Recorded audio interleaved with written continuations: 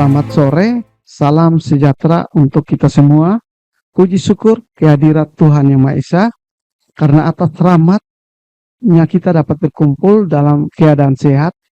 Perkenalkan, nama saya Rodi Sindon, dosen dari Universitas Citra Bangsa, Fakultas Teknik, Program Studi Arsitektur. Pada semester ganjil, saya akan mengajar beberapa mata kuliah, termasuk mata kuliah pengantar arsitektur dengan rumpun ilmu, sejarah, dan humaniora dengan besaran SKS 3 ditempuh pada semester 1. Ada capaian pembelajaran mata kuliah atau CPMK, yaitu yang pertama, mahasiswa mampu mengetahui, mengingat, mengidentifikasi, serta menjelaskan arsitektur sebagai nilai-nilai kebenaran dalam pola pikir dan pola keilmuan yang terpadu, seimbang, dan berkesinambungan dalam budaya manusia. Selanjutnya, mahasiswa dapat memahami, mengingat, serta dapat menjelaskan sejarah perkembangan arsitektur, membedakan antara keilmuan yang merusak serta keilmuan yang melestarikan kehidupan masyarakat, manusia, dan lingkungan. Yang terakhir, dapat memahami, mengingat, serta dapat menjelaskan, menerapkan nilai-nilai etika dan kebenaran baik untuk di dunia secara umum dan khususnya di pendidikan arsitektur. Berikut ini merupakan kajian materi pembelajaran, terdapat 11, yaitu ada pengertian dasar arsitektur, pendidikan arsitektur dan proses belajar mengajar, prinsip-prinsip arsitektur hijau berkelanjutan, ada psikologi lingkungan dan arsitektur, ada hubungan antara arsitektur dan budaya, metode analisis arsitektur, studi kasus, prinsip-prinsip dasar estetika dalam arsitektur, konsep fungsi dalam desain arsitektur, pengaruh budaya dan sejarah arsitektur, konsep etika arsitektur, dan juga ada prinsip etika dan profesional dalam arsitektur. Deskripsi mata kuliah pengantar ini merupakan memberikan pemahaman dasar tentang arsitektur sebagai disiplin multidisiplin yang menyatu dengan nilai budaya, etika, dan estetika. Mahasiswa mempelajari sejarah perkembangan arsitektur, peran arsitektur dalam pelestarian lingkungan, serta pentingnya penerapan nilai-nilai etis dan estetis. Tujuannya yaitu membekali mahasiswa dengan fondasi berpikir yang terpadu, berkelanjutan menuju praktik profesional yang bertanggung jawab. Kita juga akan mendapatkan pengalaman mata kuliah di pengantar arsitektur dengan memahami prinsip dasar arsitektur seperti ruang, bentuk, fungsi estetika, sejarah maupun teori arsitektur. Tahapan proses desain, mereka akan dibekali pengetahuan psikologi, teknologi, dan material, konsep berkelanjutan, komunikasi visual. Selain itu, mahasiswa mampu menganalisis studi kasus, memahami peran arsitektur dalam masyarakat, serta mengembangkan keterampilan kolaborasi kerja tim lintas disiplin. Dari bahan kajian materi ini dijadikan 11 sub CPMK dengan mata kuliah pengantar arsitektur dapat ditempuh 16 pertemuan antara UTS maupun UAS. Selanjutnya, bentuk metode pembelajaran ini terdapat 5 poin, yaitu ceramah, progress-based learning, discovery learning, diskusi, tanggung jawab. Terdapat juga penugasan seperti kuis, laporan studi kasus, dan juga terdapat tugas kecil maupun tugas besar yang dibagi kelompok maupun individu. Bentuk penilaian mata kuliah pengantar arsitektur terdapat 4 poin, soft skill 15%, penugasan 25%, UTS 30%, UAS 30%. Akhir kata, saya berharap kita dapat bekerja sama dengan baik, dan saya sangat antusias untuk memulai kegiatan perkuliahan ini dengan semangat belajar yang tinggi serta komitmen untuk mencapai hasil yang terbaik. Selanjutnya, untuk melihat aktivitas kegiatan pembelajaran di kelas dapat disaksikan pada video berikut. Sekian dan terima kasih. Baik, terima kasih. Selamat siang adik-adik mahasiswa. Terima kasih atas kehadiran. Kita akan memulai pertemuan ketiga kita tentang mata kuliah mata pengantar arsitektur terkait arsitektur dan lingkungan. Oke, baik, terima kasih. Untuk minggu ketiga ini temanya itu yaitu arsitektur dan lingkungan, di mana ada ketersinambungan antara arsitektur dan lingkungan. Oleh karena itu sangat penting untuk kita melihat apa itu pengertian terkait lingkungan. Oke, untuk kembali feedback bahwa mata kuliah pengantar arsitektur adalah mata kuliah yang membekali mahasiswa dengan pengetahuan mengenai arsitektur sebagai nilai-nilai kebenaran yang terintegrasi pola pikir keilmuan terpadu, seimbang, berkesinambungan dalam budaya manusia. Sehingga sangat penting untuk kita memahami apa itu lingkungan. Oke, baik, kita melihat konsep dasar arsitektur. Jadi kita kembali lagi, arsitektur adalah kombinasi antara seni dan ilmu dalam merancang bangunan, struktur lainnya, aspek mulai dari estetika, fungsi dan kenyamanan.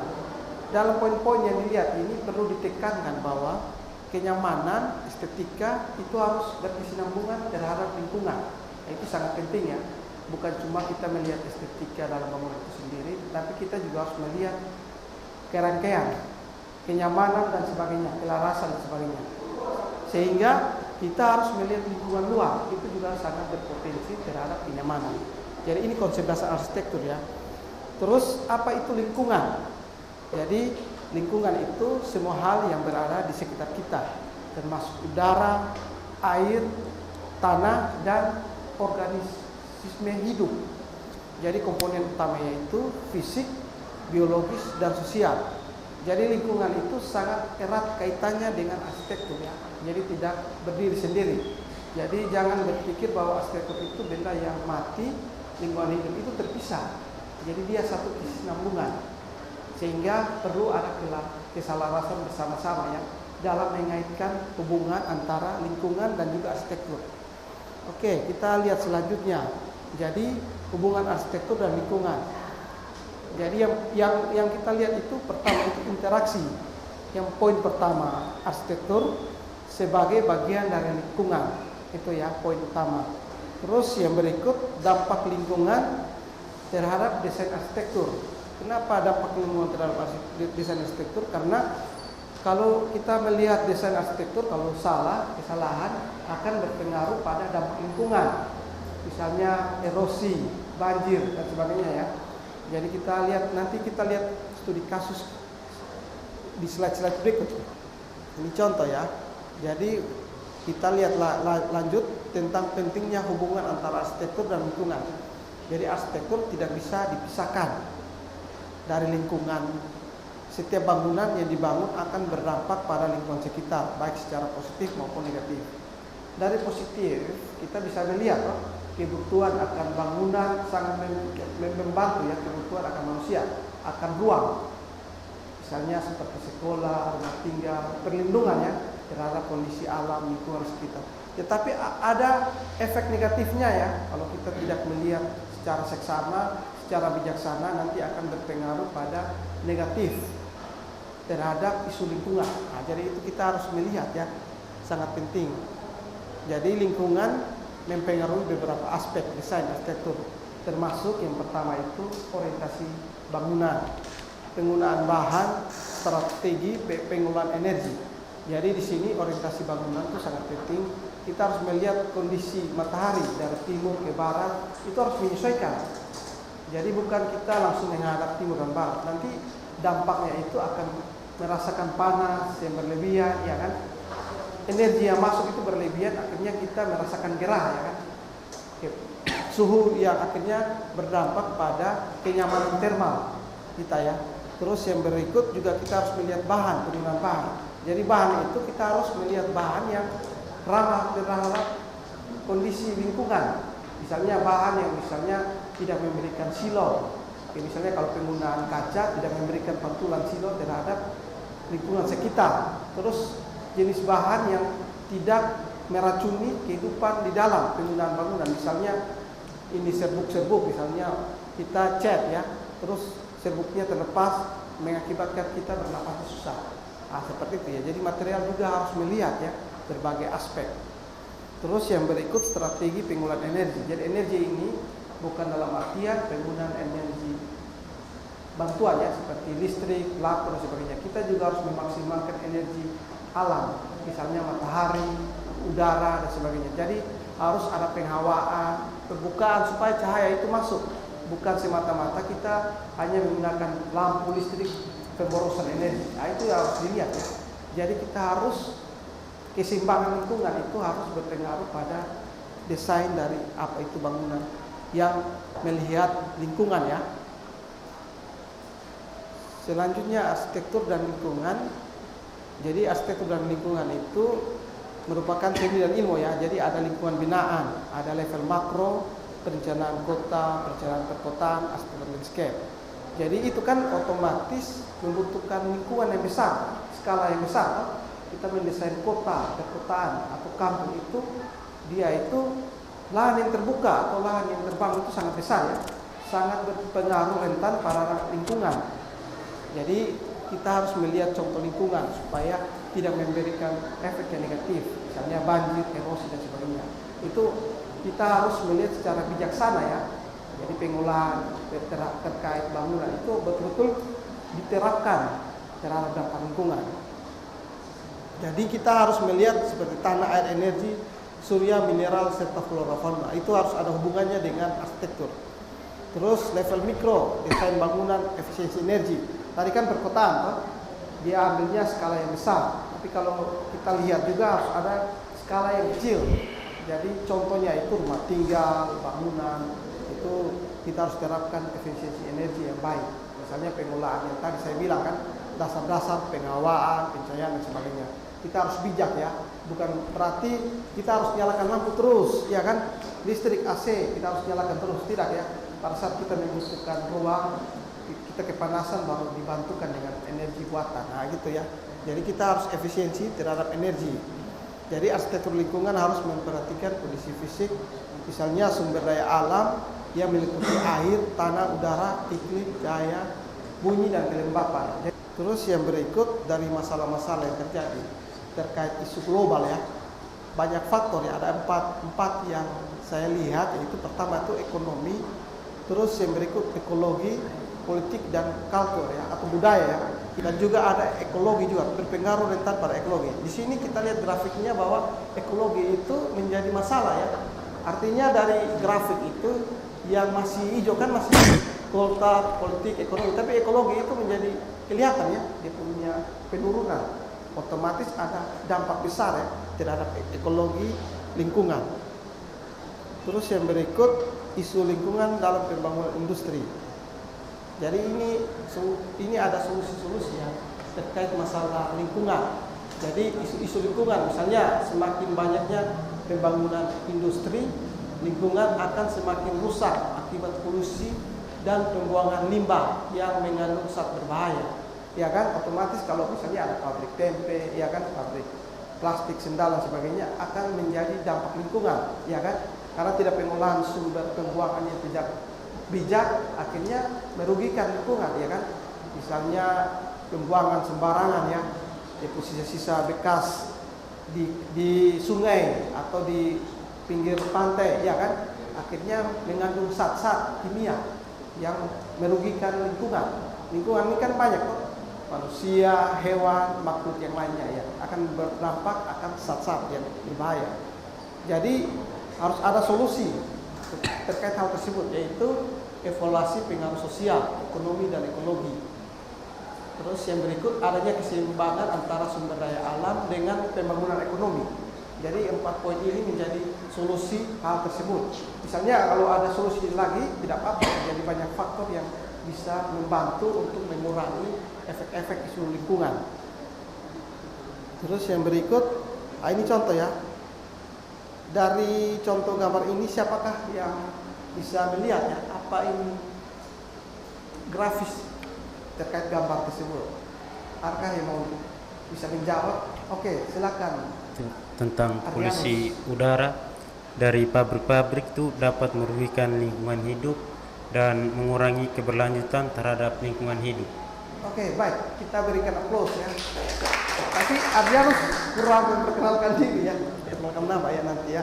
Nanti berdiri perkenalkan nama. Oke, terima kasih ya sudah menjawab dengan baik bahwa memang ya pabrik-pabrik itu dapat memberikan dampak ya terkait polusi udara. Jadi kita lihat ya polusi udara yang naik terus ya dari pembakaran ya, pembakaran bahan-bahan toh, bahan-bahan mentah akhirnya menghasilkan energi berlebihan toh, dari polusi akhirnya memberikan dampak ya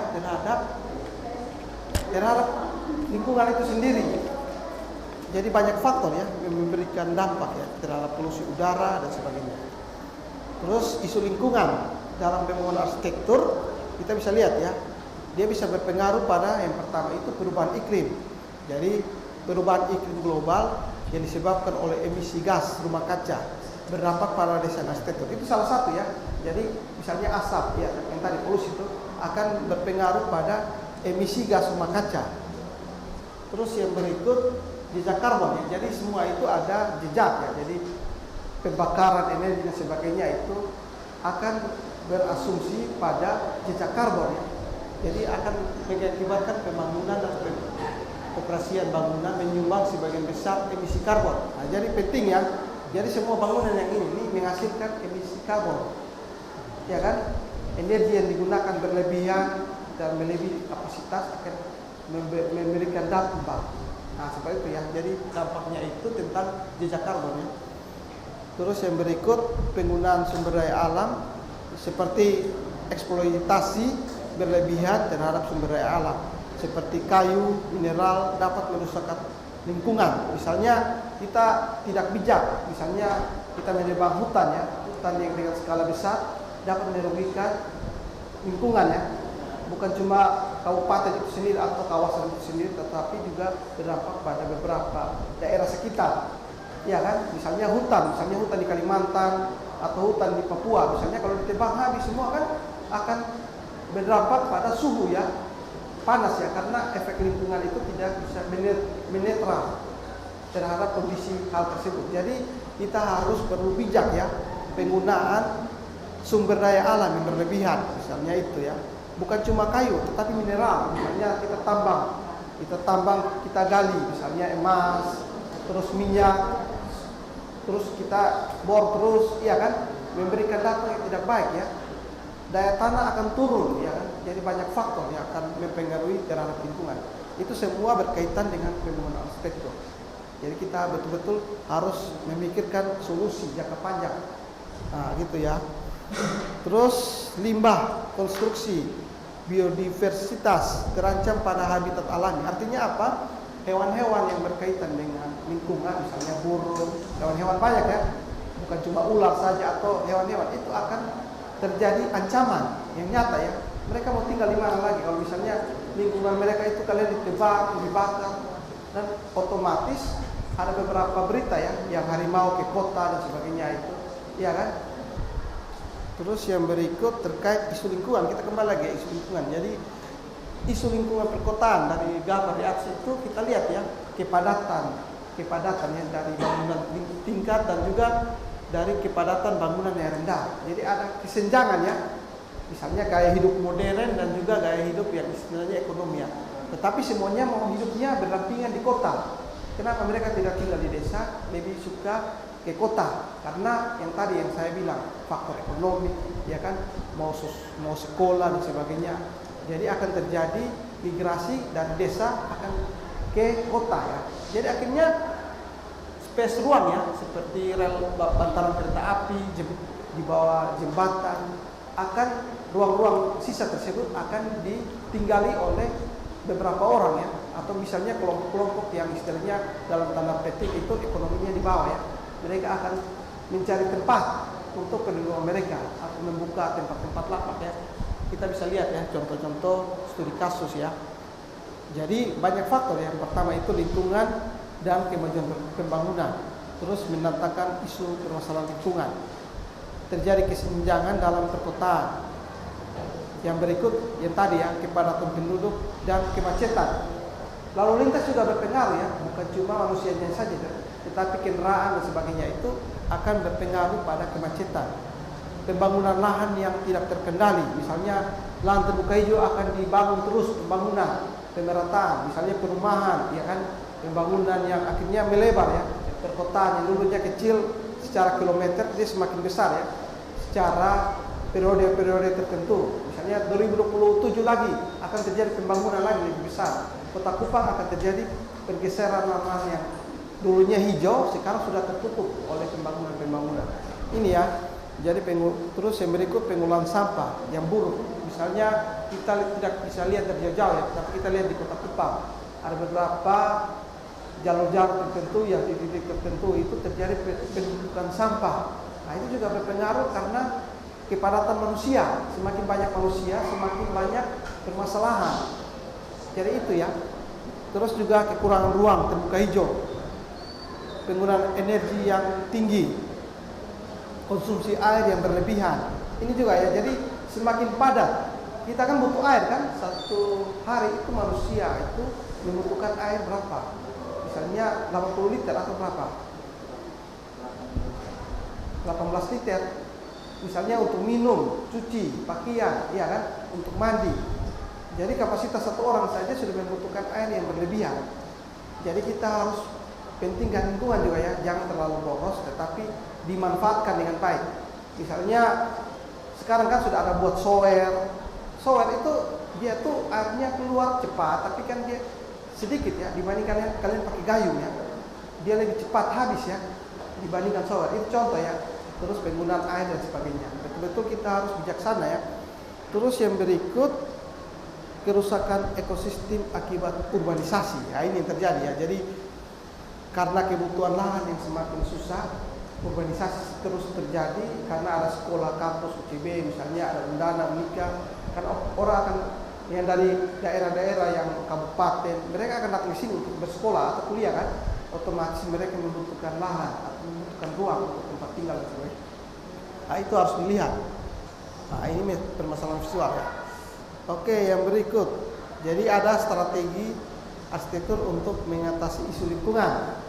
Siapakah yang bisa menjawab terkait strategi arsitektur untuk mengatasi lingkungan? Ya, silakan berdiri, perkenalkan nama. Perkenalkan nama saya Billy Lumba. Saya akan menjawab strategi arsitektur untuk mengatasi isu lingkungan. Yang pertama, efisiensi energi pada sebuah bangunan. Yang kedua, penghematan penggunaan air. Oke, baik. Terima kasih. Kita berikan aplaus untuk Rio. Sudah menjawab dengan baik. Betul. Yang prinsip utama itu kita harus melihat efisiensi energi. Yang tadi Pak sudah sampaikan bahwa energi itu banyak ya. Bukan cuma AC, tapi pencahayaan dan sebagainya ya. Jadi kita bisa harus berdaur ulang efisiensi energi. Bisa kita juga energi terbarukan, misalnya penggunaan solar cell. Misalnya cahaya yang berlebihan itu kan bisa diefisiensi energi ya, gitu ya. Jadi banyak ya. Terus yang berikut penggunaan bahan ramah lingkungan. Ini juga poin penting. Jadi ramah lingkungan itu artinya tidak memberikan dampak yang berlebihan, misalnya menyilaukan refleksi atau misalnya dia bisa jadi karat, seng dan sebagainya. Tetapi dia bisa menahan iklim, misalnya hujan atau musim kemarau. Material yang kita pakai pada fasad bangunan atau bangunan itu dia bisa bertahan lama, gitu ya. Jadi perbaikan-perbaikan seperti itu yang bisa menjadi efisiensi, gitu ya. Bukan berarti kita pakai seng, oh sudah bulan depan kita rubah lagi, ganti lagi dan seterusnya. Akhirnya barang-barang itu menjadi sampah ya. Nah gitu ya. Jadi kita harus melihat bahan-bahan yang ramah lingkungan. Yang berikut pengolahan air yang tadi ya Pak sudah menjelaskan bahwa pengumpulan dan penggunaan air hujan, misalnya penyaringan air hujan yang datang itu kita sebenarnya harus ada wadah sehingga air yang hujan itu masuk ke dalam itu bisa dikelola kembali.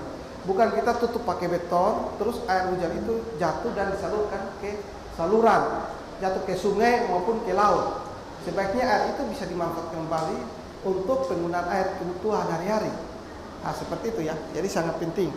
Terus pencahayaan alami dan ventilasi. Jadi berancang bangunan untuk memaksimalkan pencahayaan alami dan aliran udara. Jadi sebaiknya itu misalnya desain dari bukaan kaca dan sebagainya itu perlu kita lihat. Misalnya ada bukaan lubang angin, ventilasi dan sebagainya. Supaya jangan penggunaan AC terlalu banyak atau kipas angin dan sebagainya yang mengandung energi ya. Kan pakai listrik kan. Jadi kalau misalnya kita bisa memaksimalkan alami, otomatis kita penyerapan energi itu kurang, dimanfaatkan secara alami. Begitu ya. Terus yang berikut siapa yang bisa menjelaskan langkah-langkah dalam menerapkan konsep hijau dalam proyek arsitektur? Oke, silakan perkenalkan diri dan menjelaskan. Baik, perkenalkan nama saya Ludia Huka. Saya akan menyebutkan beberapa langkah-langkah tentang menerapkan konsep hijau. Ya, Di sini ada dua. Yang pertama yaitu perencanaan desain dan juga penerapan arsitektur hijau. ya, baik, kita beri aplaus untuk teman kalian yang sudah menjawab dengan baik. Betul sekali. Kita harus melihat perencanaan dan desain. Jadi kita harus mengintegrasi prinsip-prinsip bangunan hijau dari awal perencanaan hingga desain. Jadi betul-betul kita sebelum membangun bangunan itu kita berpikir analisa strateginya seperti apa. Terus yang berikut penggunaan material ya. Jadi penggunaan material yang seperti ramah lingkungan dan sebagainya itu sangat membantu ya. Misalnya penggunaan bahan tradisional, misalnya kayu, bambu, sebagainya itu dapat mengurangi penggunaan yang berlebihan. Nah, seperti itu ya. Terus penggunaan teknologi, mengimplementasikan teknologi hijau seperti energi terbarukan sehingga perangkat hemat energi, misalnya solar cell, ya kan. Terus misalnya jaringan, misalnya sungai bisa dimanfaatkan untuk sumber energi. Misalnya seperti di Belanda, kincir angin itu mereka pakai arus untuk menghasilkan energi. Nah, seperti itu ya. Bukan cuma kita pakai batu bara saja menghasilkan sumber energi, tapi bisa dimanfaatkan oleh alam ya. Nah, seperti itu ya. Jadi sangat ini langkah-langkah dalam menerapkan konsep hijau dalam proyek arsitektur. Yang berikut edukasi dan kesadaran, meningkatkan kesadaran dan edukasi tim proyek, klien dan masyarakat tentang pentingnya bangunan hijau. Jadi kita perlu sosialisasi. Jadi kalian yang kuliah di arsitektur dan juga ini kalian yang berkuliah sangat penting ya terkait tentang edukasi kesadaran masyarakat. Jadi sebelum mereka membangun itu sebaiknya itu mereka harus evaluasi penggunaan material, lihat kondisi lingkungan dan sebagainya. Itu sangat bagus ya untuk diterapkan sehingga kita bisa melihat keberlanjutan lingkungan hidup berkaitan dengan proyek arsitektur. Nah, ini contoh ya. Jadi ini contoh-contoh penerapan konsep eco greenhouse ya. Kita contoh misalnya bangunan hijau, misalnya penggunaan atap green roofnya itu kita pakai taman, terus ada vertical garden, misalnya yang bagian vertikal itu kita tambahan bangunan hijau, misalnya tumbuhan yang merayap dan sebagainya. Terus juga bagian lantai kita bisa pakai rumput atau paving block yang peresapan airnya bisa masuk. Jangan semuanya itu buka rabat beton ya, sehingga airnya tidak masuk ke dalam tanah, tetapi dia terbuang. Nah, kita ini bisa lihat ya prinsip-prinsip penggunaan material yang kita bisa menjadi dasar arsitektur untuk begitu ya. Jadi kesimpulan dari arsitektur dan lingkungan itu harus saling terkait dengan keputusan desain arsitek, mempengaruhi lingkungan secara langsung. Penggunaan perkotaan menghadapi masalah seperti polusi maupun urbanisasi yang tidak terkendali. Nah, begitu ya. Jadi konsep arsitek bangunan itu harus masuk, bukan karena Pak Bapak Kepala ini supaya harus pakai arsitektur hijau, tapi tidak ya. Kita harus betul-betul bijak ya melihat kondisi lingkungan yang terjadi. Begitu ya. Terkait masalah, yang pertama itu judul analisa bangunan berkelanjutan, studi kasus. Kalian bisa ambil studi kasus tempat lokasi kalian melihat terjadi masalah lingkungan, kalian membuatnya dalam penugasan individu. Tulis esai menganalisis dua bangunan berkelanjutan, pilih dua contoh, misalnya bangunan yang menerapkan prinsip berkelanjutan baik dalam desain maupun konstruksi. Misalnya bahas fitur-fitur berkelanjutan, manfaatnya dan tantangan yang dihadapi ya. Nah, ini contoh-contoh gambaran yang tadi Pak bilang. Jadi nanti dibuatkan ya tugas. Ini luarannya, misalnya dibuat dalam kelengkapan bentuk formatnya PPT 30%. Terus kalau untuk kejelasan deskripsinya itu 30%, tata kalimat 25%, dan juga kejelasan presentasi itu 15% untuk minggu depan ya. Oke, mungkin sampai di sini. Sekian dan terima kasih ya. Selamat siang. Kita